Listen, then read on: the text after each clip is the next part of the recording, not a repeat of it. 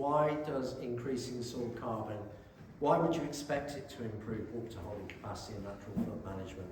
And Stefan's going to have a go and explaining what the whole logic behind this. Yeah, I mean, I'm not sure if I can capture all the whole logic, but I mean, it is. We cite a paper in one of our works which really shows that with increasing soil organic carbon content, we have decreasing bulk density and increasing soil volume. And I mean, that's where the increased soil water holding capacity comes from. Now, the mechanism of that is partly that soil organic carbon binds together, especially clay, in a structured way, which then holds, is more voluminous than when it all lays flat. And the other thing is that soil organic carbon has a porosity in itself, which contributes again to the soil water holding capacity. Does that help? Yes, definitely. Yeah? So pore space. So and thinking about the soils in terms of like sponge, in terms of the number of pores and the distribution of pore sizes. That's what we're trying to manipulate. Yeah. Very different. So it's probably also worth saying this is not factoring, if you like, earthworm activity and other sort of macroinvertebrates where you're creating structure changes. This is much more about pore size and the smaller airspaces. That is true, but overall it's really that soils with a higher carbon content also have a better structure, just because it does build these kind of complex structure.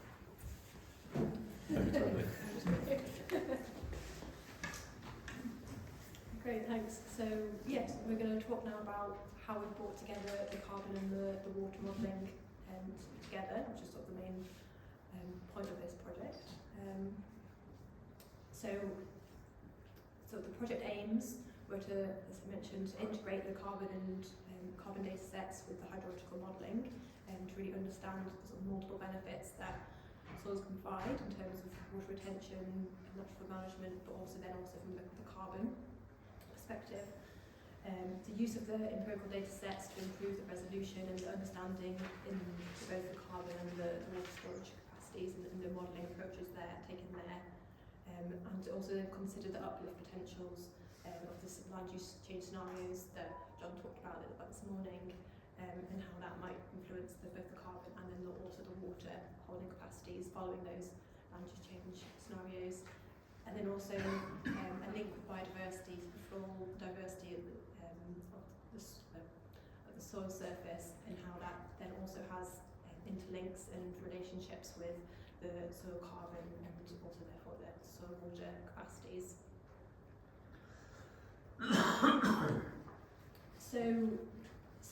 I was trying to demonstrate with this slide was just the number of data points that fed into the carbon cluster soil data.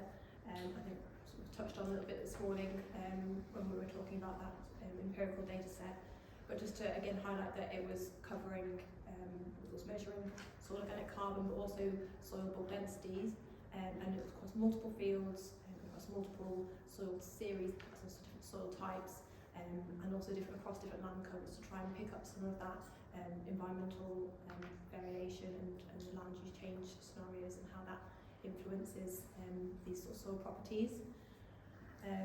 So as Jon talked about this morning, that empirical data set has been used in the Rothamsted model and to underpin some of the modelling there in terms of looking at the soil organic carbon uplifts, and also then taking that soil texture and particularly the soil bulk density data to supersede that coarse resolution soil data set in the hydrological model to then look at improvements to the understanding of that, and also then tie through the uplifts according to the land use change scenarios in the soil water model as well.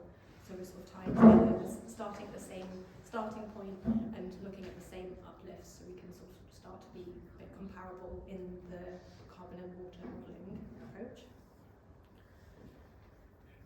And so to start with, we just focused on one particular soil series, chose the Elton soil series because it's quite extensive across the catchment. And so these box plots show the carbon and the water together.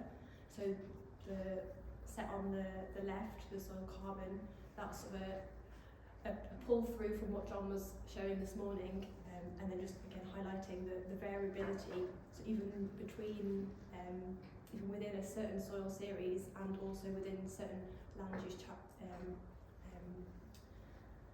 uses, there is that variation in these soil measurements and the soil carbon here, so that it isn't just there's quite a lot of variability, and we were touching about trying to understand what that is causing that variability, be it other environmental factors or other sort of land management practices. And so we've replicated that, run the same data sets through the soil hydrological model, and so replicated that, those box plots for the soil water holding capacity. And again, there's quite a lot of variation. It's not just a single data point, but it's interesting to see that, as we expect, I suppose, that as between the different land uses, that the grassland has a higher soil carbon, but also has higher soil water holding capacities. So it's a great starting point that we is sort of expecting to see that. But what is interesting about these box plots is that it's not the same increase between the two different land cover types. So there is a slightly higher increase, I suppose, in the soil carbon between the different land covers than there is in the soil water holding capacity. And the fact that there's this difference is an interesting point to think about, that there must be therefore other factors that are driving the soil water holding capacity changes, or vice versa, there must be other factors that are driving the soil carbon factors, so that they're going in the same direction as one increases, the other increases, but there's not a direct relationship, like one for one. There are other factors at play, which makes it a bit more complicated, and definitely worth looking into what's driving some of those differences. And then the map on the right there shows the soil water holding capacities sort of spatially, so it's identifying fields within the Elton soil series for which there was soil survey data points taken. And so the colours represent the soil water holding capacities, with the yellow being the fields with the slightly lower water holding capacities, and the darker blues, greens, higher soil water holding capacities. And again, it's starting to think about understanding what might be causing those differences. As we can see in the box plots, the land use change, different land uses, drives some of that variance. So some of the, you might expect to see some of the yellower fields being under arable, and some of the sort of bluer, greener fields under grassland. But also then trying to understand what else is causing that, what the environmental variants are causing that sort of change. And then by mapping it, we can sort of then target the fields with the lower holding capacities, because these are the fields that might have the biggest room for increase. And so that sort of prioritisation element sort of comes in there, and how we might then start to think about land use changes and land management in the future. At this point, I'm going to start thinking about the land use change scenarios that was considered, and Jon was going to try to sort of explain a little bit more about changes here. So, sorry, Emmy, have I interpreted this correctly, so in your previous model that you showed before in FM Studio, all of those fields would have been the same colour because you're using a single value for that soil type, or you wouldn't have got the same variance? You wouldn't have got this variance in the box plot. They perhaps wouldn't have been exactly the same, because there are other factors like slope and land cover that affects the soil water holding capacity, but and then soil texture and things. But you wouldn't have necessarily got that range, which is value. So what our project has done is added that resolution within the catchment.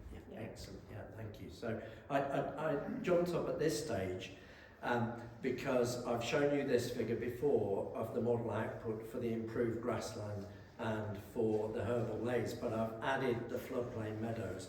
And I just wanted to anticipate a question that we're going to get, that one of the outcomes of our results was the potential uplift in soil carbon from going from an arable to an improved grassland compared to a floodplain meadow, where the floodplain meadows had a lower potential storage, carbon storage potential. And I wanted just to anticipate some of the questions around that, because our assumption would be they'd be really good for carbon because you're building peat or whatever. So one of the things to say is remind you of how we generated this model output, that we used the empirical data, so the ranges of values we had in our data set, to look for the best fields and then use that to predict how fast we build carbon.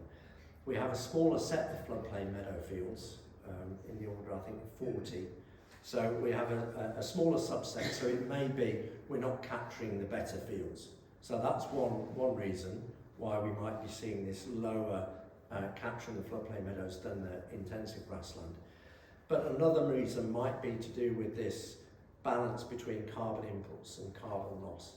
And in an improved grassland, by definition, it might be getting fertiliser inputs, or it's being managed for productivity and for biomass. So you're getting more carbon being pumped into the system than a less intensive grassland that might be being managed for biodiversity. So I think there's an element of that as well.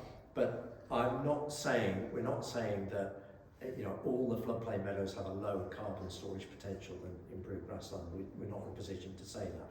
But I'm just anticipating that question, and this just illustrates that from the data set. So this is our carbon to clay ratio, because you always have to take into account texture, and it just compares our improved grassland set for each of those soil series with the floodplain, and you can see, generally speaking, the floodplain samples were a bit lower in terms of their carbon than the improved grassland. From a plant ecology point of view, that kind of makes sense, and you've got less productive, less competitive species growing. But from a soil science question, there's lots of other things going on to do with the height of the water table, the frequency of flooding, anaerobic respiration, all those kinds of things which we haven't captured in our current analysis. Okay, that gives you a bit of context. Lovely, no, thank you. So back to me then for explaining how we've then applied those different land use change scenarios in the sort of project, I guess. And so we've done that by running through a set of case studies for each soil, three different soil series, and for each soil series finding a field that is about to go through, or it's modelling that sort of change into those different land use change scenarios. So first field, looking at floodplain meadow restoration and herbal lays, and then improved grassland. And so going through to all the the numbers on the other side of the page, just to talk through what this is showing. But you've got the baseline soil carbon and soil water values. So before this land use change scenario was applied in the arable, then we've got post land use change scenario, what happens to the soil water and carbon values after the land use change has been applied. The little green arrows show the percentage increase, and then the sort of coloured boxes show sort of the uplift in terms of the units of uplift. And I think we are going to be sending around these case studies after as well, so there's a lot of information on the next three slides, so they will get a copy of those. And I guess talking through the main points of and sort of takeaway messages on these case studies. The first one is to see that all the arrows are going up, so which is a really good starting point, I suppose. That going through those land use change scenarios, we're seeing an increase in both carbon and water. Second thing to point out is that the largest increase in the soil carbon is through into the improved grassland scenario, and this is something that Jon was sort of just talking to a bit there around the rate of vegetation growth being sort of faster in those improved grassland scenarios and sort of locking the carbon in, which then goes into the soil as well. And something else I imagine we'll be talking a lot more in the sort of discussion afterwards. And that is a pattern that is seen through the different soil series. The other sort of pattern to point out again is the percentage increases in the soil water holding capacities are on average a bit lower than the increases in the soil carbon. This was similar to sort of that differences in the box plot I was shown before, that there are other factors that are driving the soil carbon and soil water increases. So that will explain some of the sort of differences there in the fact that we're seeing a higher soil carbon increase but not quite the same percentage increase in soil water holding capacities. And also then just to point out that these case studies are for one particular field, so it's one data point for the one field, so a lot of the variance that we were perhaps looking at, we're now sort of not got all these data points behind these particular numbers here. These are sort of single figures, so if one particular field is a bit of an outlier, then we might see some differences there as well coming through. So this first set of case studies is looking at the Elton soil series. It's a finer loamy soil. The second case study is looking at the Oxfordshire soil type, and this is a clay, more slowly permeable soil. Again, we see the largest percentage increase in the soil carbon in the improved grassland and land use change scenario. But interestingly, we also see the largest percentage increase in soil water holding capacity in this soil type on the improved grassland land use change scenario as well. And I was looking into why that might be and why we see that pattern, and particularly for this particular field, as I mentioned, we're only looking at one data point for one field, so it turns out this particular field is a bit of an outlier, and that the soil texture data sets that feed into the baseline shows that the baseline soil water holding capacity is a bit lower for this field, therefore it has that sort of headroom for like more increase, so we're sort of starting at a lower baseline, so there's more improvement that can be had in terms of soil water holding capacity, so that's why we might see that higher percentage increase in the soil water holding capacity for that particular field. Sort of inverse to that is that the soil water holding capacities for the other two land use change scenarios in the other two fields are slightly lower than the previous soil type, and this might quite likely be because it's the clayier soil type. So clayier soils generally have higher network of micropores. So before you've applied any land use change scenario, they already have quite a high baseline soil water holding capacity. So then that potential uplift and that sort of headroom is reduced ever so slightly with a sort of clayier soil type. That's not necessarily a bad thing at all. It's just highlighting that clay soils have that water holding capacity sort of naturally within them. And then for managing these soil types is particularly important for when thinking about soil water holding capacities, because they might be your sort of quick wins in terms of looking after the sort of inherent natural properties of this clayey soil to really hold on to water. I'm aware there's lots of numbers on these, so showing them afterwards definitely. And then finally, on the third case study, then is the Denchworth soil series type. And for this set of case studies, we've chosen one field to apply the same land use change scenarios to. And this just allows a bit more comparison between the fields. So we're starting between the different land use change scenarios. So we're starting at the same baseline, and so it's a bit more comparable between the land use change scenarios. Again, the highest percentage increase in soil carbon is seen in the improved grassland, and some of the we'll definitely be talking about that and the reasons for that and the relationships which have been driving that pattern later in our discussion. And again, there's very similar patterns in the soil water holding capacity between those three land use change scenarios. The variation in the percentage increase doesn't change in the same way as just seeing that change in the soil carbon. So, for example, the soil carbon percentage increase varies from 25% increase in the floodplain restoration through to like a 56% increase in the improved grassland. That's quite a big variation between the land use change scenarios, whereas the increase in the soil water is only really showing an increase between like 4 and 5%, so it's a much narrower band. And I guess the reasons why that might be is that irrespective of your sort of land use change scenario, they're sort of all acting on the same process in a similar way, in really improving the soil structure and increasing the soil porosity, which is the real key drivers around increasing soil water holding capacity. So again, there's different processes there at play which are driving the increase in the soil carbon and then the increase in the soil water holding capacity. They're sort of achieving the same thing but in slightly different ways, and there's some really interesting sort of connections there to think about. And I guess it just shows that really focusing on soil health and increasing that pore space and maintaining good soil structure is really important for soil water holding capacity, sort of irrespective of what vegetation communities you have at the soil surface.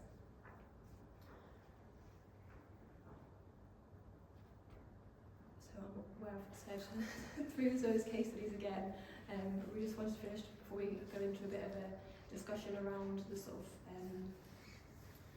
the different findings of the project, just to pick out some key messages there. And these are some of the things I've been picking out through the different case studies. Firstly, that there is definitely a relationship that we're expecting between soil carbon and soil water, as one is increasing, so is the other, but that's not like a direct relationship. It's not increasing by the same percent each time. Secondly, the soil texture is driving a lot of the variance in the soil water variability, as we saw between the different case studies and the different soil series types. The clayier soils having the higher sort of baseline soil water holding capacity, and the loamier soils having a bit more potential uplift available to them. And then that ties in against this thought about considering land use choices based on the soil type and sort of soil field level, thinking about what's best for that particular field. And you can start to think, if you're thinking about the water holding capacity as a bit of a focus, really targeting measures to protect the soil structure in sort of a clayier soil type, to like hold on to that natural ability for the clay soils to hold water. Whereas in the loamier soils, really focusing on increasing that micropore network and sort of helping that sort of ability to hold on to water more by increasing the micropores within the soil. And then Jon was going to jump up and talk to some of the limitations. Were you? Yeah. Sorry. So talking over lunch, lots of people said, oh well, yeah, what about this and what about that? All totally valid, and what we do want to emphasise is this is as far as we've got, and there are limitations and constraints about what we could do with the models, the extent of the data we had, the power of the models to capture all the different parts of the system. So I think it's got us so far, and it's raised some really interesting questions and discussion points, and it's got us so far down the line, but there are some really important blank spaces, if you like, or pieces of the puzzle that we don't necessarily have. One is carbon at depth. So everything we've shown you is down to 30 centimetres. We know plant roots go a lot deeper than that. And certainly some of the deep rooting species have an important role to play in putting that carbon deeper into the soil profile, which will be more persistent, more recalcitrant as well.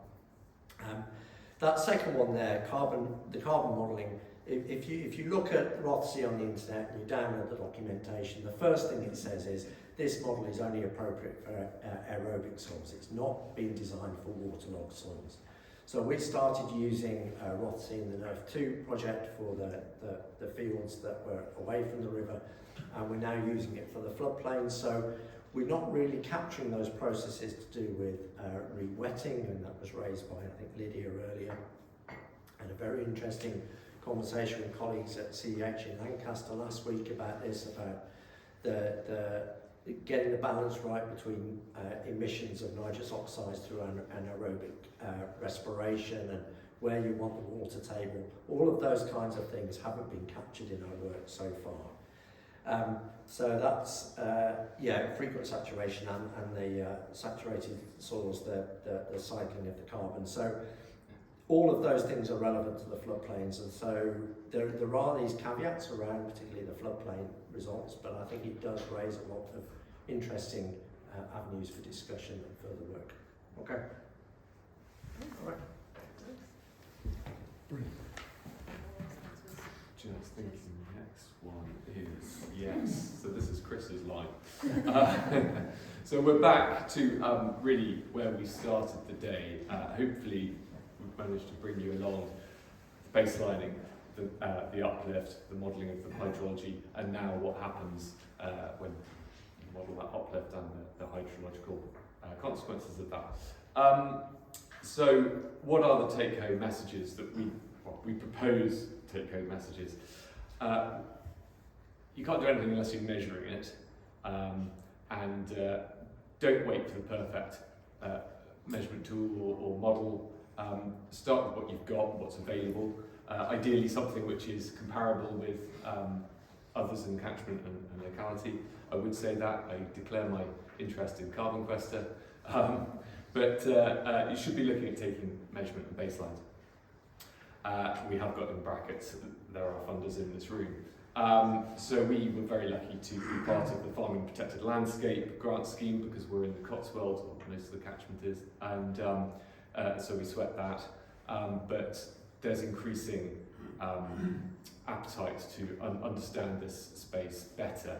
And even with carbon measurement, the SFI gives a fairly generous payment for a measurement every 5 years. And the data we've collected qualifies for those field parcel measurements.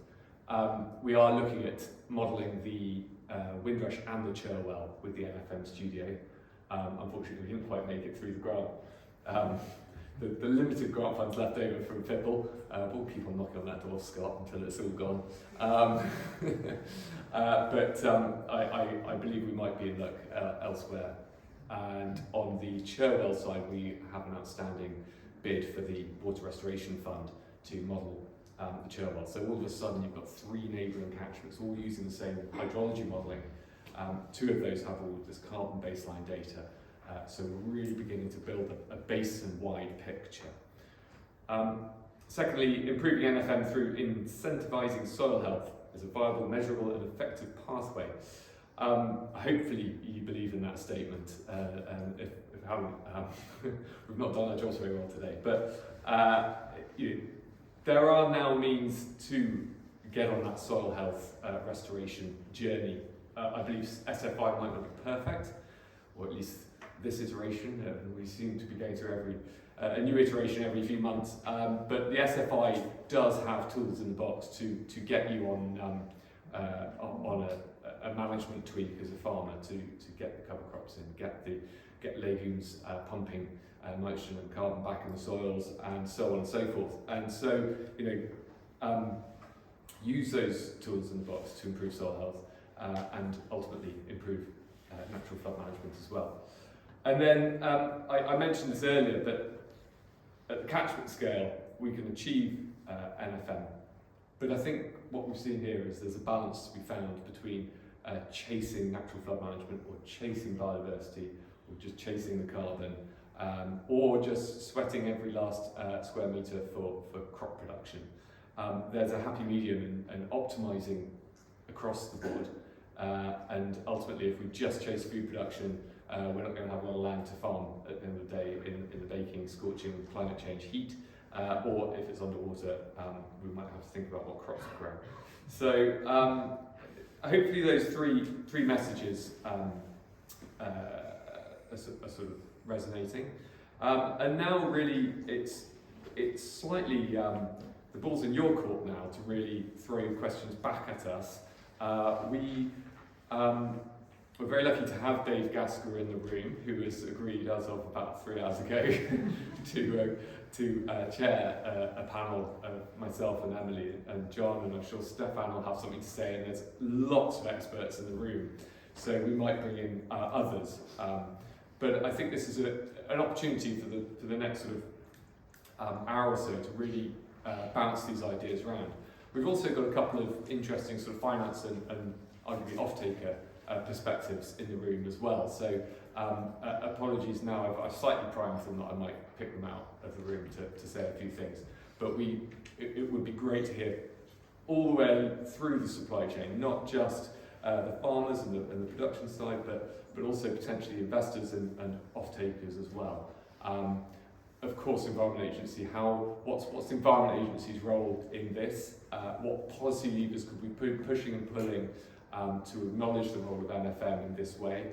And of course the county council and district councils and so on, who are responsible for assets and overall flood management in the county. So it would be interesting to hear perspectives from across the room in the next hour or so. So whilst Jon and Emily, would you like to come up? And Dave, are you okay to come up? Yeah, absolutely. We were we did seed Chris with a couple of questions so that we could warm up. I can remember my question. Can you remember your question? I'm sure we'll find some questions for you.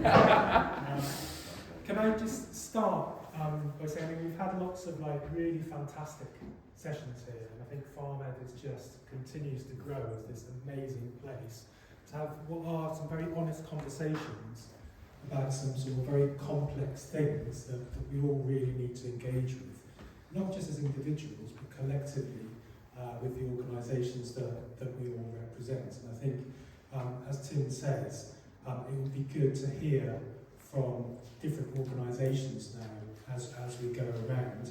I think it's fair to say that we have an incredible spread. I can't honestly think of another event we've had here in the Evenlode catchment generally where we've had such a diverse group this summer for the Project Lifetime thing. And I think I'd just like to start by just saying thanks to the guys for actually communicating something that's actually really complicated to communicate. And actually I can tell that a lot of you have engaged really deeply with it just in the conversations that we have. So can I just ask that we put our hands together for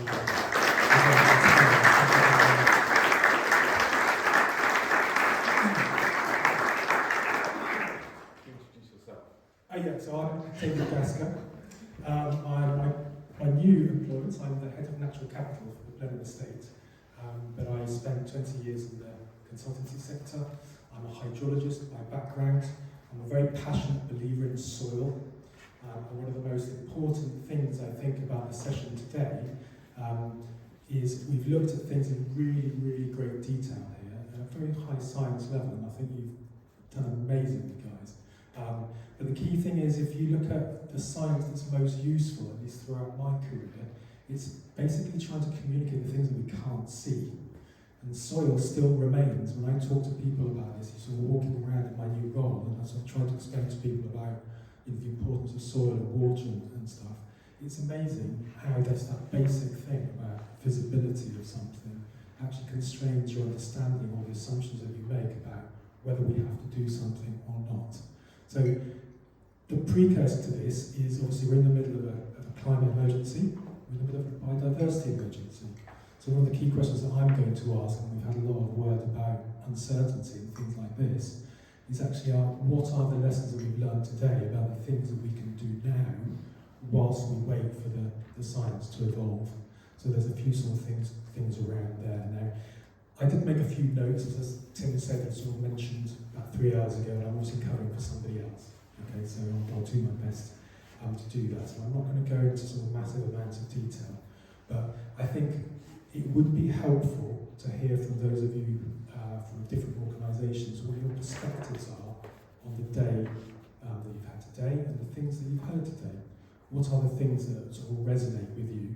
When you go back to your respective organisations, what is it you're going to tell your colleagues that you heard about today, and how has it helped your organisation and yourself personally as well, of course, in understanding some of the challenges that you've got to deal with. So, and I know from the next steps that you're all going to have to go through as well, that you do need to understand, certain things out of the project. I mean, the Environment Agency and others have very kindly funded this type of work. These are real innovation pieces of work that really accelerate action on the ground of the things that we need to do at a societal level almost. So what I'd just like to ask you as you reflect on some of this is what was it that was most useful to you from the session today? What are the main gaps that you think, all of us in a room need to find a way of addressing? What are the key things we should be telling people about? I've got some amazing things that you shared today that I will be shouting to people about, but it'd be interesting just to hear from different people what you think those are. What do you think we should all be doing next? I know this is a really important one in terms of funding, but also, this business of, there's a lot of uncertainty. The word would be my main sort of reflection from my perspective is the use of the word uncertainty. All of these things that we're talking about are uncertain, but it's about how do we respond to that? How do we actually, what are the things that we should be thinking about? How do we actually deal with that uncertainty? I think the gentleman asked earlier about in the financial markets and so on. I think there's a really important conversation there about, how do we progress, acknowledging that we're not entirely 100% sure to help, people who are having real problems on the ground. This is not a conceptual problem that we're discussing. And yeah, I think that was the sort of other reflections. What can we try now on a no regrets basis? I mean, when Jon and I first started working on NFM and the catchment, we used this word no regrets a lot. And I think when it comes to soil, because we don't know everything, we need to be thinking about no regrets. So I'll just leave it at that. I mean, I don't know if you want to volunteer, okay? I'm sure there's different organisations here. I know I'm probably just going to ask, actually, if you don't mind, the Forestry Commission to start us off, because I know there's a few of you here. And just to really, it's just purely because the Forestry Commission, really pioneers in some of this thinking around, in their case, woodlands and water. Today we're talking about soils and water. And I think it's really important also just to be open and honest about the things that you have found. So what we're looking for is just some honest reflections. And I say my key really is, what did you find most useful? Are there things that we think there's gaps in the information we have? What should we be doing next? Or what are you going to tell your colleagues about next? You can, of course, completely avoid all of that and just ask the panel questions.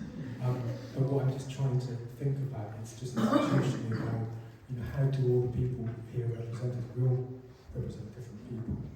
Where's the overlap in all the things that we're interested in? Is that okay?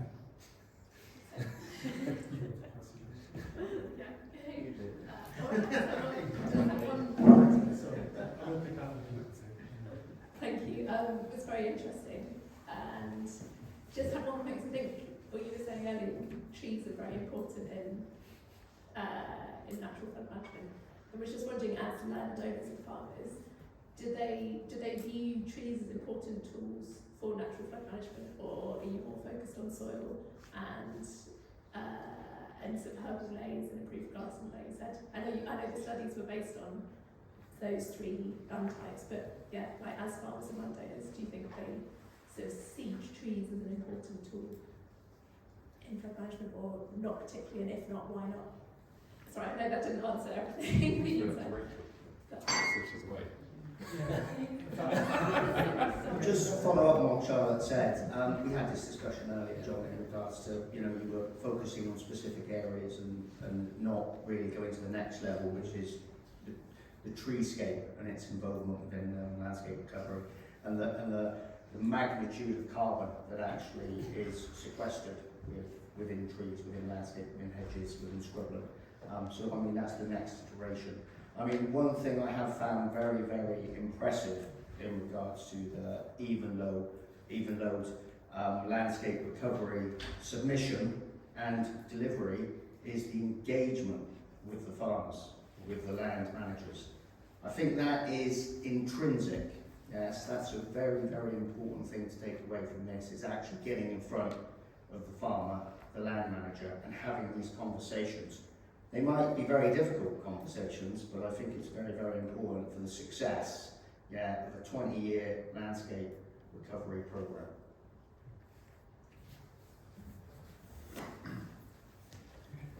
Can I just jump in very, very quickly on that from a personal perspective? I've really appreciated this different way of doing science. So it's not working away in a research group, coming up with some answers and then going to the practitioners and saying this is what you should do. It's completely different. It's going and saying, what are you thinking of doing? What are your plans for the next 5 or 10 years for this field, this land parcel, whatever? And then interpreting that based on the evidence that we've got and saying, well, we think this might happen or that might happen if you do that. So it's much more of a kind of a two-way conversation. It's not the scientists going away and writing a paper and then doing the knowledge exchange at the end. It's doing that, understanding the constraints and the behaviour right at the front. So yeah, I can't agree more. A much more effective way of doing science and research. I might just make another apology. I didn't mention the ECP properly at the beginning, and I didn't mention the team that we work with in the cluster. Whilst 4 odd years ago it was just me, now it's a team of probably 8, 9, 10, 15. I mean, if you count the amount of time that some of the farms put in to this, it's phenomenal the amount of time that they do pro bono. But the likes of Rachel and Will at the back, and Caroline Lewis, also, we're a big team now, and thankfully Landscape Recovery helped us build that team. But I, having said thank you to Rachel and Will for being boots on the ground in a lot of this, I'm now going to put Rachel on the spot to answer a question on what is the perception of the farmers and the appetite for farmers, because it's interesting. We did cast the net out for, again, do a shout out for Network Rail, who were working with you guys, the Forestry Commission, to do the consortia approach to UK. And we cast the net out, who wants to plant trees across the whole 164 farms, and only maybe 10 or so came back with their hands up, and we whittled that down to 5 that actually got over the line with a submission, or towards a submission. So it's an interesting question now, and Rachel's the one that goes out on the ground every 3 times a week to ask these questions. So if you wouldn't mind. It's been mixed. So there are some representatives in the room, and I think those who are here are towards the keen end of trees, and we have people who have actually seen the benefits of trees from a flood perspective already, often having worked with the ECP, and so that's already happened. So there's that element. There are those who like trees for all of the other benefits, but maybe not specifically associated them from the flood perspective. Then there are those who could be persuaded, and then there are those who can't. But they are in the minority. So of the 60 odd farms that I have been able to look at, the vast majority are willing to accept trees in the landscape in some form or other. And I think in terms of are they fully appreciating the flood perspective, I would say potentially not in all of the detail especially that we've discussed here today. And that is something that maybe that understanding will develop as we work with the farmers and the land managers, and potentially allow for a greater planting scheme eventually than we are maybe establishing at the moment. But it's very, on the whole, it's positive. There are still some people who see trees as an impediment to farming, and hopefully again that will change. Okay, thanks. Izzy, I think you wanted to ask a question as well, more reflection, so. Yes, and I'll do as I'm told. Say who I am. So Lydia Smith, I work for NEIRF, which is based in Cambridge, but I also have a small consultative advisory role for FarmED. And in terms of what I got out of this, I mean, brilliant data set.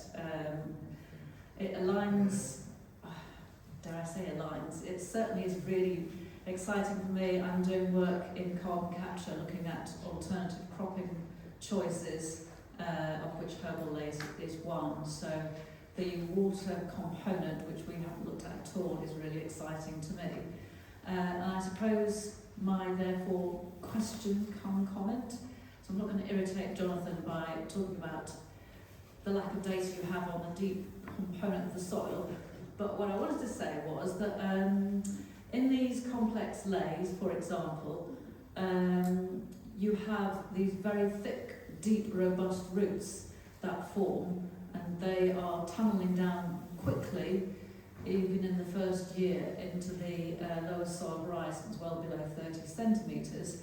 And they do that at the expense of surface roots. So in the very first year, you can actually get not that great, I don't know whether Ian's around somewhere.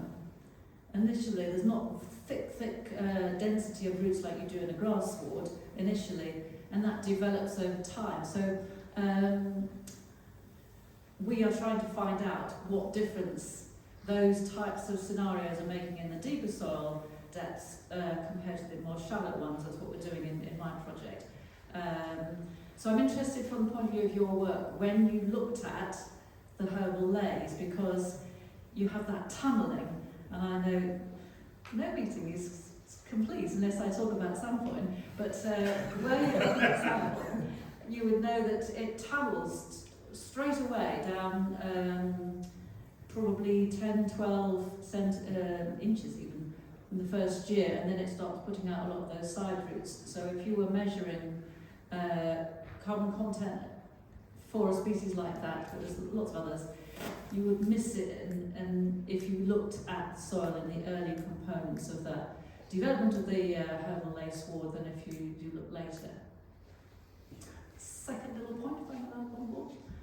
What we've also found is, you did talk about worms, and soil is very complicated, but we've been looking at worm numbers and maturity and whatnot, and what we do see a lot is that the worms, particularly some of the bigger, more mature ones, they can align themselves along those thicker roots, and I don't know whether it's because they want to be able to get up and down more quickly, but when we're measuring worm numbers, we've learnt now to really open up the soil around those big, chunky tap roots, and that's where we'll get our numbers.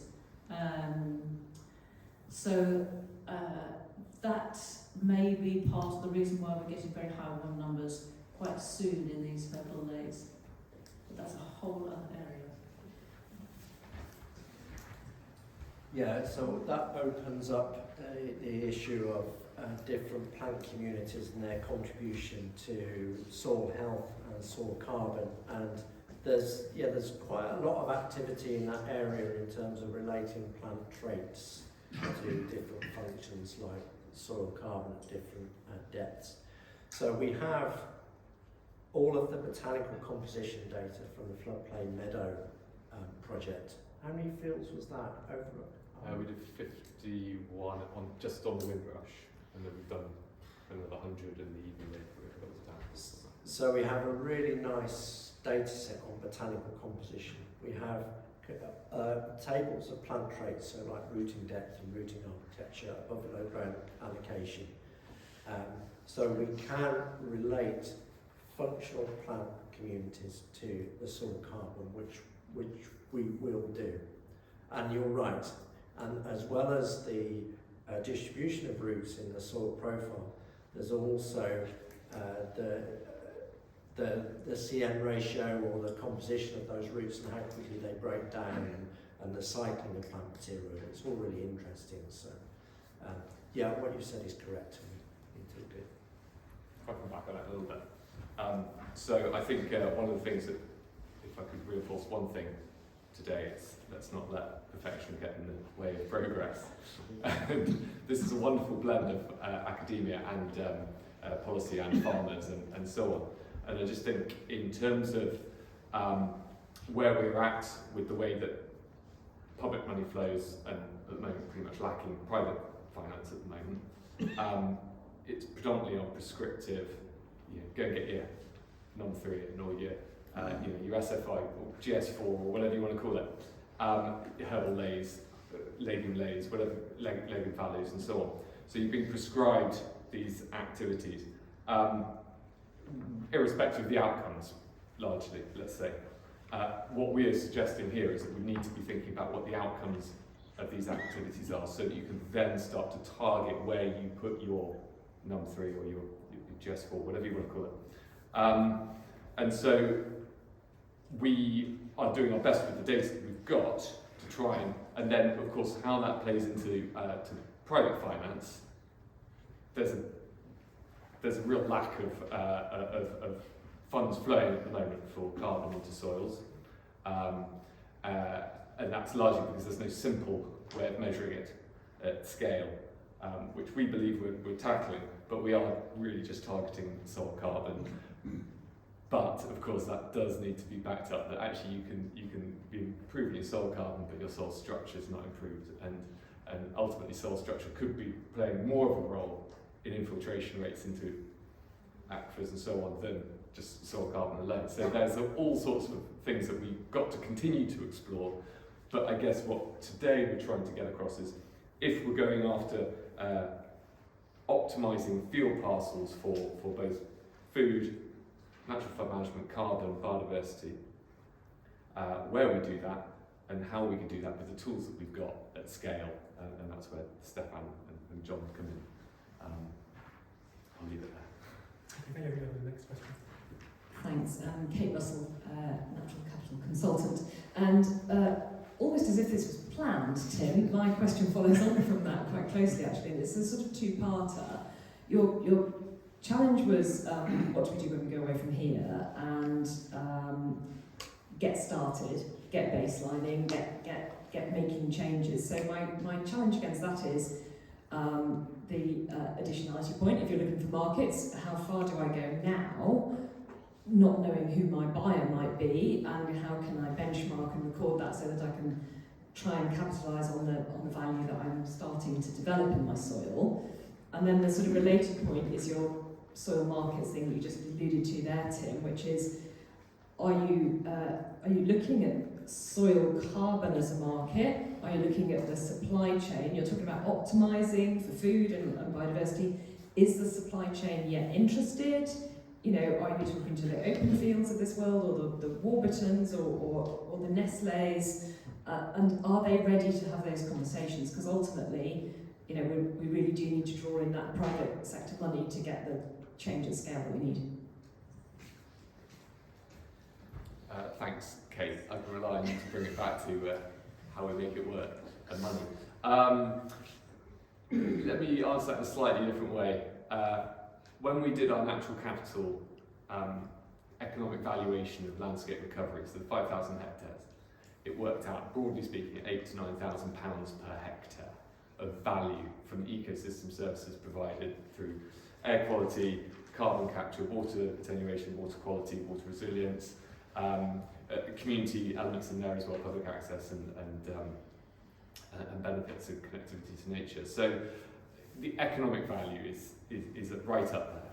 But in terms of what's monetised today and cash flowing, it's a lot harder to get to that kind of level of scale.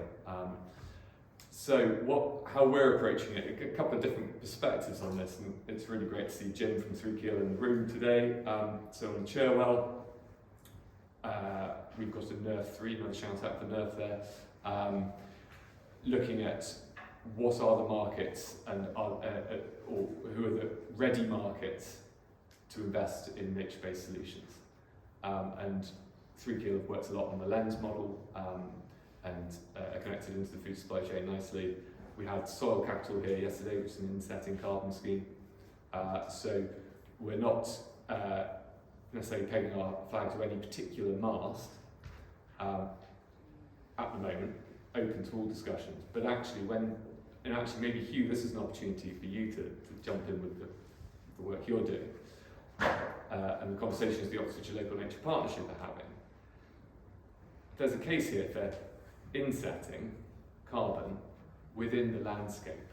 So if you're mini and you're producing a whole load of carbon emissions, producing your minis, or and there's some other businesses in Oxfordshire, are wanting to offset that carbon footprint locally, whilst also reducing the risk on your assets and making sure your community can get to work in the morning by reducing flood risk, why wouldn't you invest that carbon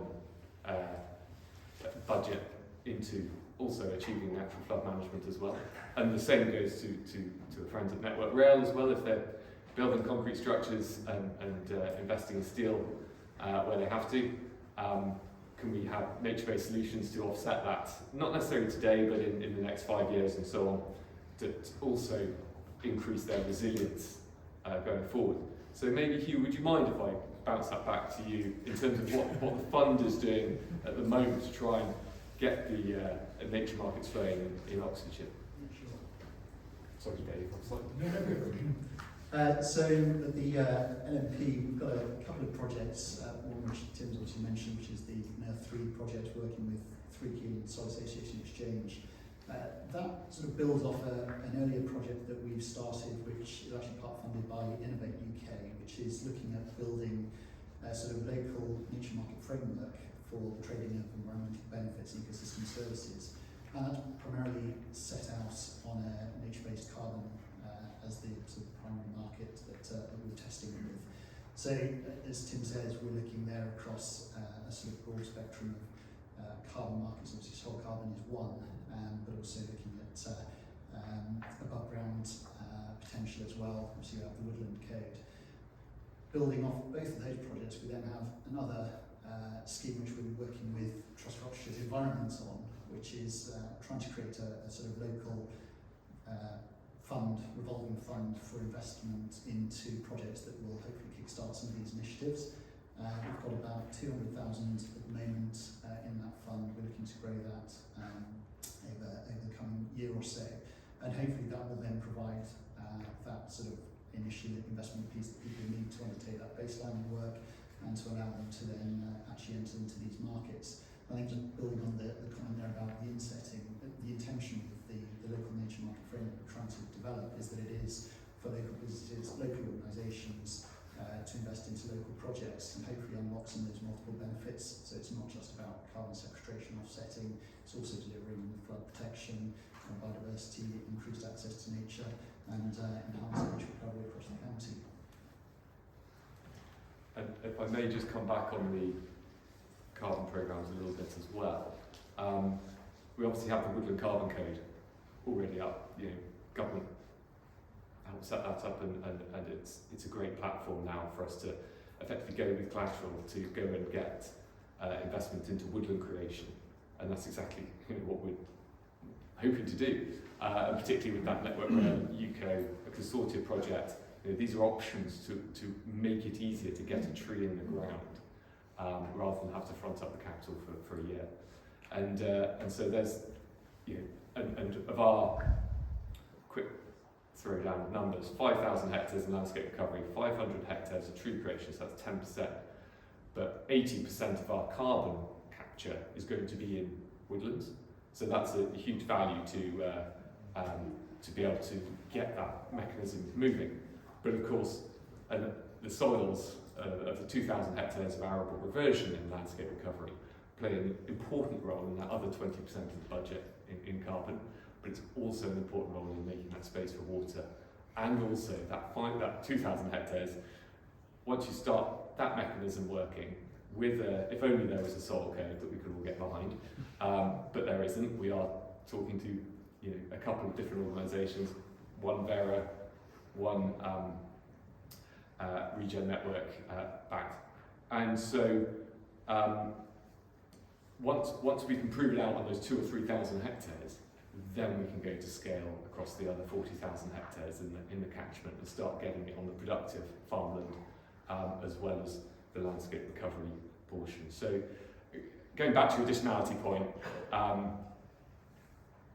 that's a can of worms, that one, but we are looking at how we bundle this together, and as I said at the beginning, several £1,000s worth of economic value. I'm not selling carbon per hectare to meet that value, so it needs to be bundled or stacked one way or another, and a carbon plus credit, and this is the perfect environment to create that carbon plus. The carbon, you go for the fields where you're going to get the carbon uplift and have the NFM benefit, and you can either sell those separately or you bundle them and sell them to a buyer that's going to benefit from the NFM. I just wonder if there's any other people who consider themselves private investors, I guess. I think the gentleman from 3Q spoke earlier, so any other organisations in the room that would be able to contribute to this organisation. I think what I'm picking up here, to a certain extent, correct me if I'm wrong, is that actually the fact that there is a future economic incentive for this is actually almost like a barrier to us making some kind of fast progress. I think it was a very good question, but I don't know if there's anybody else in the audience who'd like to Yeah, brilliant. I'm so glad you put your hand up. I knew it was coming my way, so I thought I'd just put my hand up. So I'm at a company called Revalizer. My name's D-Ross Laura. Basically, what we're planning to do is trying to make nature into an investable asset class in order to leverage capital from pension funds, is where we're starting, and we're going to move on hopefully very soon into further ways to fund it. But basically our model is based off 5 key critical risks which businesses face. 3 of them are to do with water, so flooding, water quality, and also drought. And then addressing these risks also help with carbon sequestration and biodiversity, as everyone here I'm sure knows. So what we're trying to do is we're designing projects, and we've signed a memorandum of understanding with the Plymouth Council to work on the River Plym. And so these projects, what they do is from source to sea, they work on creating nature-based solutions on a large scale, and we are looking to fund that through leveraging capital, such as from flood risk, which obviously corporates within the areas of the River Plym, which are endangered by the catchment and are high value, will realise that their premiums are shooting up due to the fact that insurable assets are going to raise their premiums as a result of the fact that, well, there's more likely chance of them being flooded unless these assets are protected. And for years, insurers have been looking at grey infrastructure, and they're going to keep looking at grey infrastructure because insurers are really hard to convince that nature-based solutions are the way forward. So what we're trying to do is convince them that if you fix the problem at the source, what ends up happening is these companies, the premiums will drop, but the amount of times that you pay out will drop, which means that at the end of the day, there becomes a self-cyclical funding cycle, which we're hoping we can leverage to nature-based solutions. But basically, long story short, we're looking at being a fund or asset management company who leverages these funds in order to make sure that we can scale up the nature-based solutions that we see on a level which is currently a lot smaller, and we want to basically blow it up to a huge size and use corporates as one way of funding, while working very closely with public authorities, while working very closely with local infrastructure such as highways and railways, in order to kind of mitigate all the supply chain damage, as well as getting corporates to fund it at the same time. So our little slogan is "Who pays for nature?" And we want that to be the corporates, because they have for years spent money or actually profited off nature, and now we're just asking them to realise that they have profited off nature through funding their own risk mitigation through repairing nature. I'll give a little example just to end off here. So if you went to a field and let's say you just burned a field, most likely you get a fine. If you went to the middle of London and burned a building, you get 15 years in prison. So let's think about the difference there. Nature isn't valued as an asset currently, but it should be, and that's where we're trying to come in and make it into an asset class which people can, and divert the funds into that asset class. And how does the soil conversation today help you? Oh, so I was actually saying this to Tim earlier. The thing that we're trying to figure out at the moment is the best way to fit these nature-based solutions into a model which will make them most effective. And I personally did not do much geography, so I did not understand exactly the effects the soil could have in terms of water retention, in terms of carbon holding, and so coming here and learning about basically the effect the soil can have on flood mitigation and flood risk was something that I hadn't really considered, and my role in the company is to try and design the projects which we're going to end up working on. So that's something that we'll definitely take into consideration. For example, like last week I was in Dovestone, and we learn about the qualities that sphagnum moss has in purifying water quality while also providing flood mitigation. So there's all these small things that we're picking up at these different conferences, and it's just great to hear from people who are all in the same sector working towards the same goal. And hopefully we want to implement it at a large scale basis across the UK so that we don't need to worry about funding in the future for nature. Thank you very much. My name's Evelyn Sanderson, representative of the Oxfordshire Donor Economics Collective. I was stunned by the level of complexity that you're looking to manage here, and that's what the Oxfordshire Donor Economics is about. How do we thrive in balance and look at all the different effects? And I was just going to ask a question about the upstream and downstream effects of changing arable to pasture.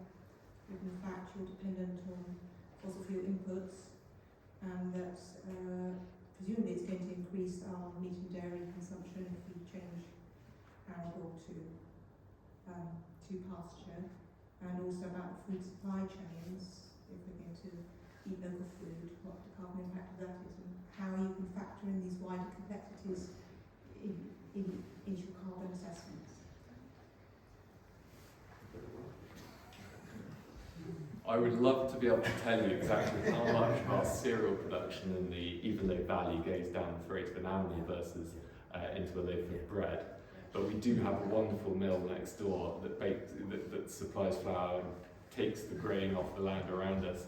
And so we do, we have a wonderful short supply chain for a very small part of our population. But absolutely right, we should be looking at how we can make Oxfordshire much more circular, which is why we're working on Good Food Oxfordshire. Obviously not on this project specifically, but with the abattoir project, with the venison supply chain project, and just generally just opening up the route to market for homegrown produce into public sector and university. But I think it's a really important point to make that livestock emissions have to be factored in this, but the extensive livestock management that we're proposing, Bradley Grove, who run an incredible system, and I can see Dan, but I can't see Sam, you might have had to dash, but they've got a wonderfully balanced system in an organic system, so there's no nitrate inputs, no nitrogen fertilizer inputs. It's genuinely recycling the lays into protein, so building the carbon whilst building fertility for the 4-year crop rotation.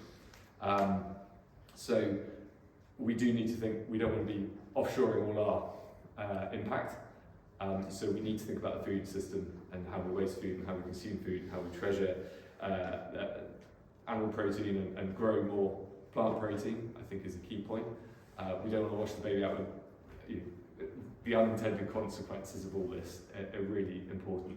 And even just with the SFI, talking about the legume fallow lay, giving a really easy option for a farmer to go into a restorative phase on a field with fully subsidised legume fallow mixed for 2 or 3 years. What's that done for local supply of pulses or legumes into animal feed? We don't have any now. No one's growing peas or beans in the rotation. So now what are we going to do? We're probably going to end up importing more. So there are some unintended consequences we've got to be mindful of. But we go back to the point that we've got to have a data set and measure it and understand what the outcomes of some of these activities are on the soil and on natural flood management and so on, and then we can start unpicking all of those other consequences. Yeah, I think that again the advantage of what's happening in the cluster is you're systematically building those individual data sets. So we've got a better idea of what happens with the carbon, a better idea of what happens with the water. We've done the biodiversity. Build onto that emissions and livestock management. But what we're building is a toolbox of looking at the different components, and the big piece of work is then looking at them in parallel under different scenarios and saying, what if we did this? What are the implications for methane emissions? What are the implications for markets, for diet? But I think That's the what Luke's going to be doing, isn't it? 9 months. So the stage we're at is kind of equipping ourselves with the evidence and the tools we need to be able to give a considered answer to what works where and what were the implications of alternative decisions for multiple criteria. So we're not claiming that we've got the answers today, but we've filled in another bit of the puzzle. Yeah. Next question. Hello, Michael. Well, I'm a cluster member. And really, it's a question for you, Tim. It's been a fascinating day with a tremendous amount of data, and it's lovely to see what has been derived from that data. But the landscape recovery is coming into action. It's a 30-year experiment with all the allied stuff around it that goes beyond the hectarage of that acreage. As Rachel suggested, that farmers are rather a recalcitrant lot, rather individualistic. How are you going to keep 160 farms going on this project for 30 years and collecting the data that is going to be required to prove the value of what we're proposing? The short answer is make it the easiest option for the farm. It's got to be a no-brainer for the farm to want to do this and to partake. We saw the picture of the braiding of the river going through the arable field and the floodplain. Yeah, do you think that's going to be going on for 30 years? I hope not. You'd have to have quite deep pockets to suffer that kind of management of field. But they've got to collect data. But the data collection and this experiment is going to generate, or could generate, a hell of a lot of data, which will be unique. You're asking the data question, which I'd like to stick my head in the sand around, because it's another can of worms that we could go into, and ownership of data and the importance and the sovereignty of that data, which belongs to farm members and the farm group. I wish they would be much more open about sharing data. I think secrecy is a nonsense. I mean, the cluster should own the data, and it should be out in the scientific field. It's all anonymized, but at least it's been converted into something you can look at. We do need to share, and the data that this experiment is going to do when it goes underground is going to be colossal. If the lazy buggers like me on the front line get out there and sample what is required to fill in the gaps, and we probably need an eggshell or something to do it. I think, quickly on that one, I think the key to success here is to have the two best academic institutions, two of the three best academic institutions. St Andrews is too far away to work with. In Oxford University, managing our data with us and having a wonderful sort of line of sight and some really interesting work that they're doing and reciprocating that. So Ella, who unfortunately isn't here today, is our data manager, and she spends half her time working with the Leveling Centre for Nature Recovery in the School of Geography and Environment. And of course, the oldest agricultural research institute in the world, pretty much, I think, in Rothamsted, with a very unique group of scientists there. And so having the two give the credibility in this stage is really important. But there is an incredibly important role for citizen science in this and farmer-led work. And Anne and the ECP have been doing a lot of water collection, water sampling, to measure the phosphate nitrate in watercourses. And in an ideal world, our methodology that we've got with the Carbon Quester crew is that this is all self-sampling and scanned. These scanners should become quite affordable fairly soon for a cluster-led sort of lab, if you like, and then we can just build huge amounts of very valuable and useful data for management decisions. So I think the cost of the data collection will go down. Of course, there's the stuff that goes on from Sentinel and everything else. And using the analytic capabilities of the two best universities around, I think will be very helpful too. Dave, have you got any thoughts on that? Yeah, it's a fantastic question actually, and I think just a big plug, if you haven't seen it, actually probably should have brought it up for the open source data portal for the Evenlode that's been developed over 4 or 5 years with inputs from a whole range of organisations. It might be somehow helpful just to share that with the group, but you're absolutely right, Mike. Actually, one of the interesting things when you look across the whole data environment, I'm new to the landowner world and I'm eternally surprised about the range of information that's collected, but actually on farm the main issue, at least in my current employer, is the way that information is then brought together and how it's stored and how it's used. But farmers are amazing data collectors. It's just, I think, the way we all bring it together and how you might pointed out the word sharing. And I think soil data, if you look across the whole catchment, is probably as landowners the things we're least good at sharing. I think we're probably used to keen to share other sets of information, but less so those. I just wanted to sort of there's a question on the back. I'd quite like to get a reflection from somebody from the Environment Agency actually on some of this. I don't know if anybody would like to volunteer, but I think we'll move on to. Sorry, I think could you introduce yourself? Right, so Adrian again, just whilst the EA are reflecting. In terms of data collection, could I put a shout out to take a soil sample from an ancient hedge, an ancient forest or woodland, and an ancient pond whenever you do your soil sampling?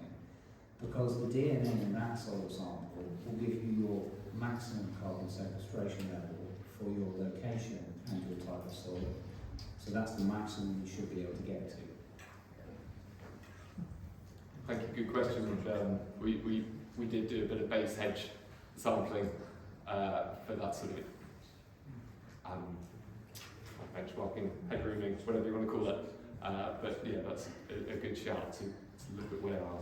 Yeah, it's interesting. So I'm working on another project where we're trying to, we are sampling in semi-natural habitats, but what we've not done is said, let's find the bit of the farm where we expect to have the most carbon in the most ancient. That's a really good suggestion.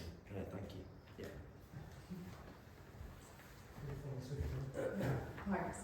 In terms of reflecting on what we'll take away, I'm here with one of many hats, which is Wiltshire Climate Alliance, an umbrella organisation of climate aware groups in Wiltshire. As part of that, I also volunteer with a couple of other organisations that are involved in tree planting, so it's interesting to see that obviously part of that is flood management. We live on the Avon and part of the Avon catchment and to Bristol Avon. So doing work involved with flood management there in terms of tree planting. But the question I wanted to ask is one of my other hats, which is hedgehog rescue. I'd like to think that hedgehogs can save the world. Soil health. So I think they're particularly strong in a rural environment where there's a limit to soil health and there's no food available for them. So I'm just wondering, obviously Lydia there mentioned worms, but is there anything done in terms of counting carbon where you're also counting the invertebrate content of the soil as well? Or whether you could find some sort of link between hedgehog populations and soil health and factor that in so we didn't have to rescue quite so many hedgehogs. I don't know whether it's going to answer your question, but the other project that I mentioned, we're looking at multiple data layers at the farm scale, so we're sampling soil carbon and soil invertebrates, pitfall sampling, and I think we're doing worms, pollinators, we're not doing hedgehogs. But we are trying to relate soil health to ecosystem health. My instinct is everything will go in the same direction. If you look after your soils, you look after your invertebrates, then your vertebrates will benefit as well. I hope so. Yeah. I don't know how much carbon is in a hedgehog though.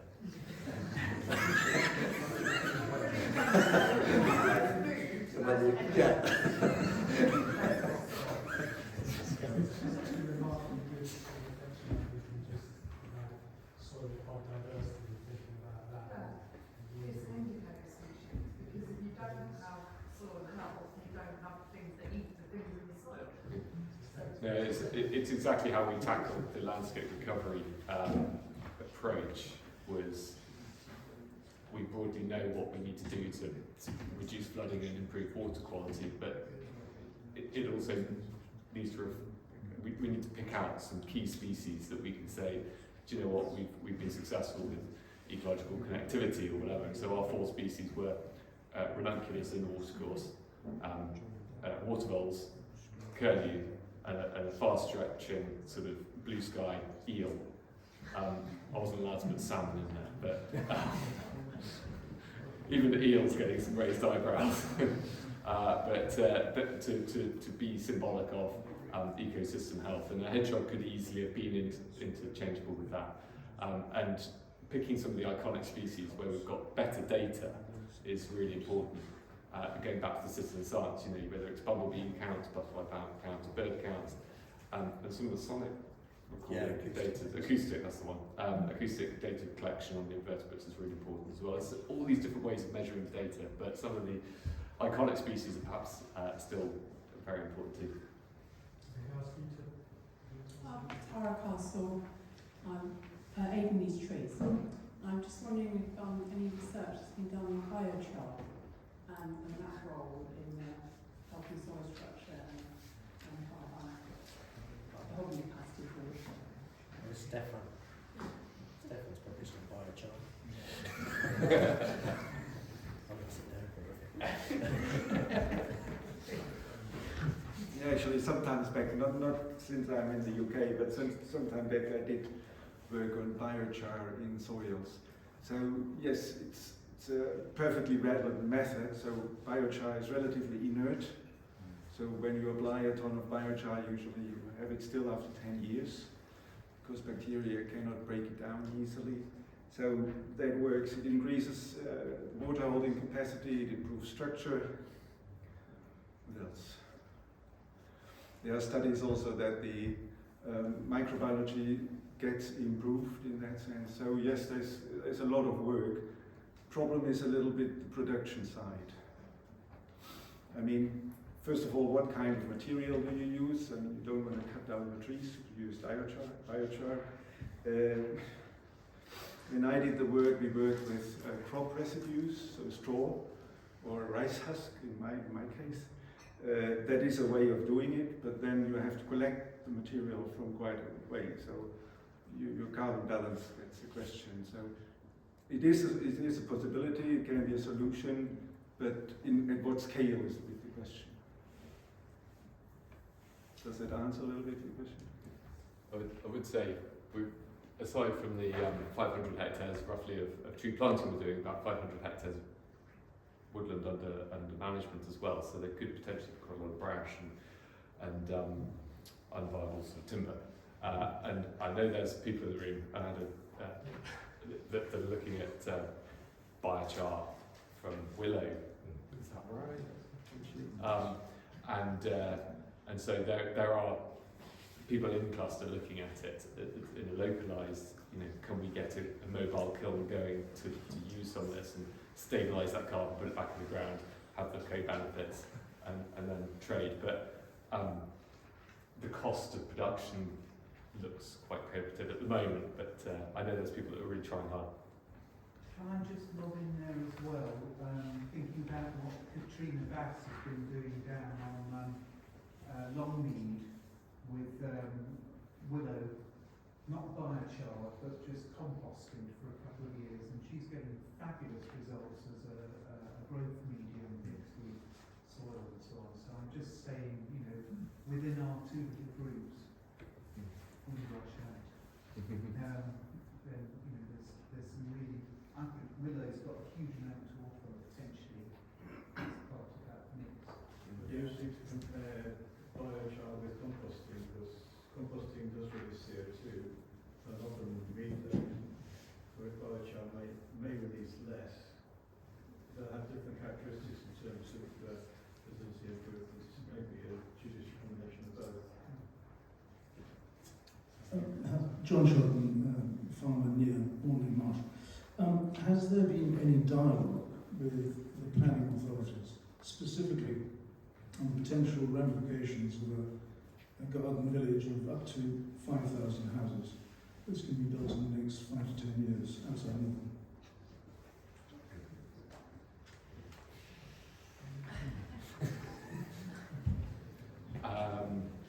We did have a really interesting meeting across the way with local authority. And West Oxfordshire are represented here? Oh, of course, you're Gloucestershire now, aren't you?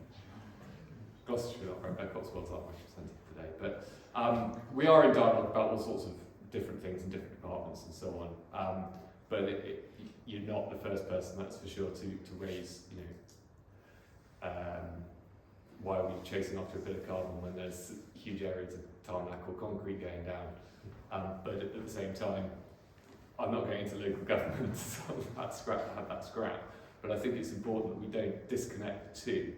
And it goes back to the whole idea of the polluter pays principle, or the floodder pays principle, or whatever it might be, that we need to have a holistic approach to land use. And a land use framework. Who are we talking about? Who wants to talk about land use framework today? Anyone want to volunteer that? No? Yeah. So there is a groundswell to let's work out what should go where. Whether that's solar panels, houses, woodland, food production, we're all competing for the same hectares here. Flood storage, it's really complicated. And so we need to be better organised at talking amongst ourselves, but no, it's not been solved yet. You can always come in if you'd like. I was very struck by the comment Emily made that consider land use choices at an individual field level. And currently, the only enforceable land use is the local plan, the concreting over the land. So how do we, at what levels, and how do we coordinate the most productive and most climate and societally friendly uses of land within Oxfordshire, when there's so much growth heading our way down the line. Quite a lot of our esteemed universities, how do we balance that too soon? There have been pilots in Devon and Cambridge, I think, with the Blue Farm and Catchment Commission on land use frameworks. It was in every political party's manifesto. It's just, how do you realise that? And conversations are starting with the county council, and so it's very difficult to get farmers at the table because they're too busy. But if anybody would like to be part of that, we'd love to network more and bring people who'd like to get involved. Can I just add to that, if I may? Okay. I sort of alluded to the project that we're doing. It's called the Centre for High Carbon Capture Cropping. You can look it up on the NEIRF or indeed the Cotswold website. We are looking at the use of crops that are going into building and production of automobiles, etc., with quite a strong emphasis on hemp and flax, with that focus on crops going into those kind of products to replace very unsustainable feedstocks at the moment. So if you're interested in that, please do engage with us. And if I'm really cheeky, we've got an event on the 8th of November at NIAB, which is looking at regenerative agriculture, kind of impact net zero. So you're all very welcome to come along. I know it's a long way. Can I just pick up on Evelyn's previous points and this current discussion? It seems no-brainer to me that someone should be trying to model how your modelling and data would feed into different scenarios about our overall land use, alternative ways of managing the land. If you go for a high beans scenario or a high livestock scenario, someone should be doing that. Do we know anyone who's doing that? I mean, that'd be a great starting point for any group that goes in here, and perhaps some people here might know about that, and that would be our starting research, who to reach out to. Yeah, and I don't know, Tim, whether you're going to cover the next steps, but in my mind that's a really big next step. As I was saying, we're kind of collecting these tools and these evidence bases for different parts of the system, we'll start building the jigsaw in different ways and seeing what the consequences, the unintended consequences, if you prioritise one thing over another. And I think we are, again, the beauty of the cluster in that you've got this variety of projects and variety of data sources is you can start to do that. I think you can start to ask the what if questions and the scenario questions and see what the impacts will be. Yeah, I couldn't agree more. No one doing it yet, but I'm not aware of anyone doing it. Well, I'm sure there's someone in Oxford that's looking at this. I don't know. You make some assumptions, but I think that the challenge is, and that's the great thing about these sorts of events, is that you start to scratch the surface of what actually needs to be done at a county, or parish, county, national scale. But then you go back to what can you control, and we're quite stretched just delivering the projects we're delivering and getting to the meetings we've got to get to. I wasn't going to hold your response. So, I'm looking at anyone in the room to take that one on, but I think it's a very valid point, and we do need to. It's like just getting our information over for the LNRS, the Local Nature Recovery Strategy, it was quite tricky just organising ourselves to do that. You know, and that is the basis of the biodiversity element of it, arguably. So, but yes, I think we're all in agreement we need a land use framework. I think before we move on, I think, to the closing thoughts, Joe, do you want to just be the voice of agency on this for us? Yes, I'm Jo Old from the Environment Agency. There's quite a few of us from the Environment Agency here today, so I'm just giving a bit of a personal reflection from a team that I'm in, which is doing a lot of river floodplain reconnection. So I'm very glad that I was able to come along today. I've learned a hell of a lot, and thank you for all the talks that I've heard. There's just so much information you've got across. I guess when I was doing a lot of natural flood management projects in this area, I was very aware of good soil health, but I don't think I'd quite, didn't know this level of detail about, how you can directly link soil carbon. And I also, you've got across how complex it all is, just how many factors, you have to take into account. So probably my take-home message for me is that carbon plus kind of that you've been talking about, so that I don't take away the message that everything has to be improved grassland, because that's the best soil carbon amount. We have to think of all of the things that you can deliver. So yeah, that phrase carbon plus, I think it will stick in my mind. Does anyone else want to? Thanks, Joe. That's really helpful. I think if there's anybody else from the EA who wants to contribute. Okay. Brilliant. We do have one or two final slides. Thanks, Emily. Or one final slide. Just when you thought you'd seen enough charts and graphs. I'm just going to talk you through the journey one last time, because this, I don't know if you've seen this before, this is from the Green Finance Institute's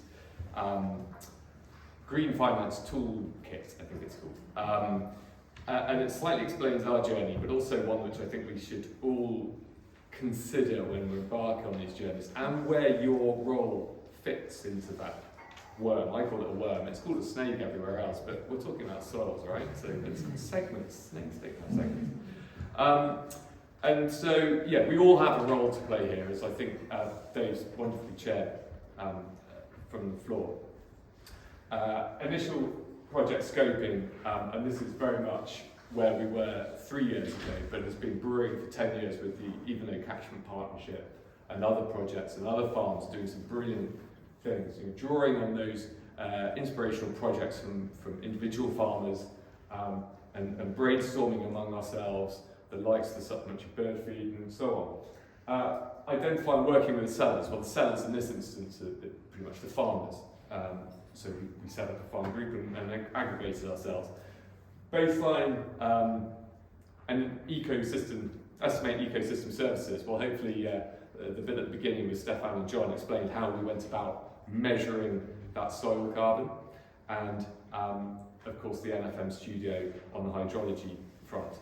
And then the NEIRF 2 predicting what the uplift would be. identify and work with buyers. Well, we've been very fortunate to be speaking to Network Rail, but also Thames Water, also all sorts of other potential carbon buyers, as well as those at risk of flooding, OCC and so on. Develop business case and financial model. Well, that's been our work for the last 21 months with the landscape recovery, and as I said, we had the Binnies exercise, which looked at our ecosystem, economic value from all these ecosystem services, but also what is monetizable now, what can we transact on now, and then the financial model. So with landscape recovery, we're very fortunate to have DEFRA entering into that finance model. We've asked in both capital terms and also for revenue payments through the years to the farmers in the first 20 years to bed the land use change in. But importantly, I don't know if I should share this, but I'm going to.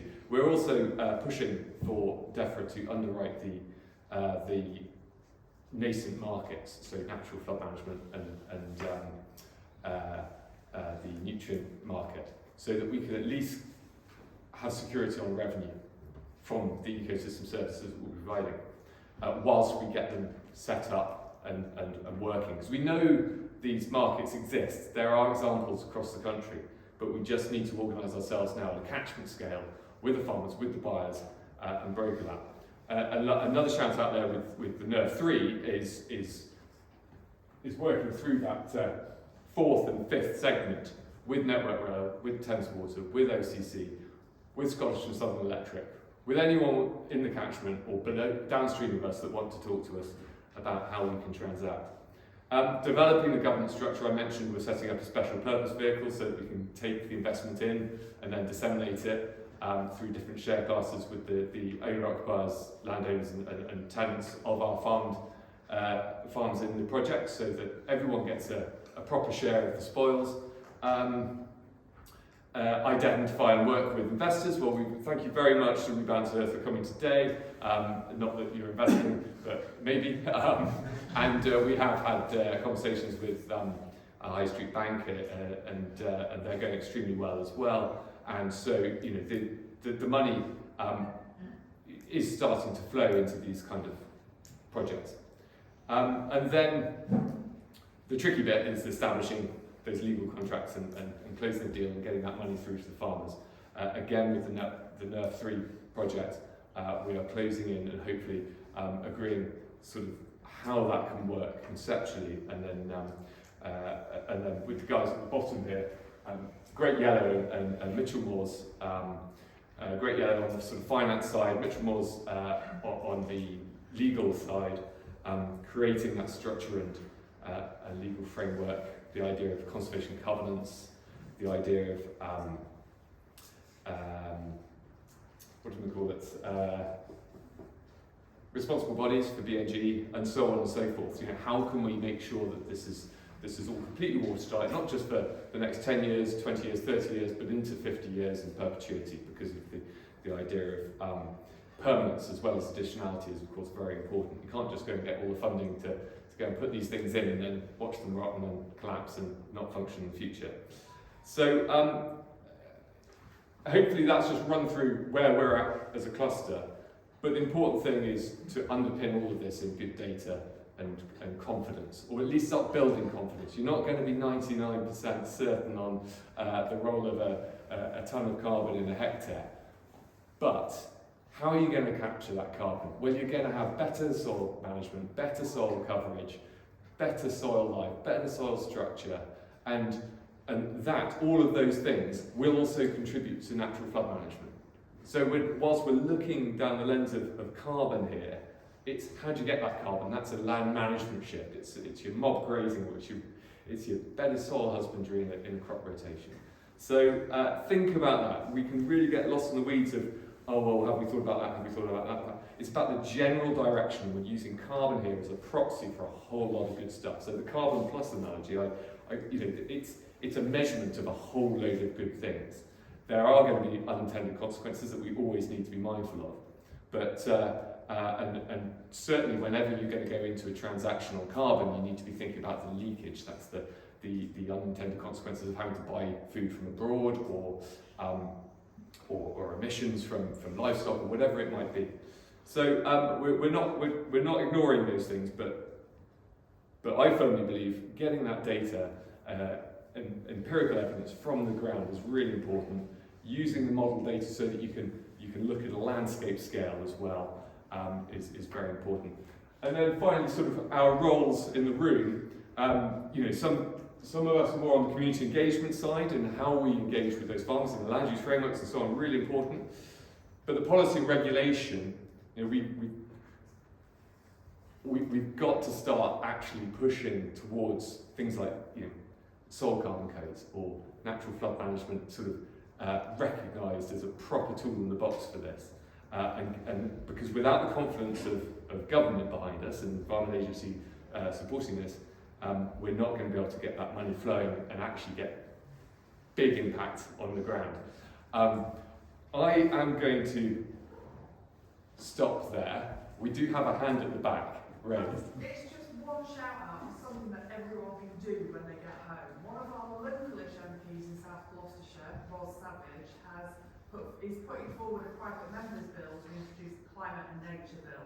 And that is something that will give us an amazing framework to do all the things that we need to be doing. So email your own MP and ask them to support Ros Savage's Climate and Nature Bill. And that's something that we can all do. Go even better, go and see your MP. We've all got the right to do that. Go and see them, bang on about this stuff, and make sure they understand how important it is. Thank you, yes, and we've had some initial conversations with Sean Woodcock on the Cherwell side, and Charlie Maynard's been a long friend of the catchments as well. And of course, Alan asked the first question in PMQs in the new government. So we should be driving that sort of agenda forward across the board.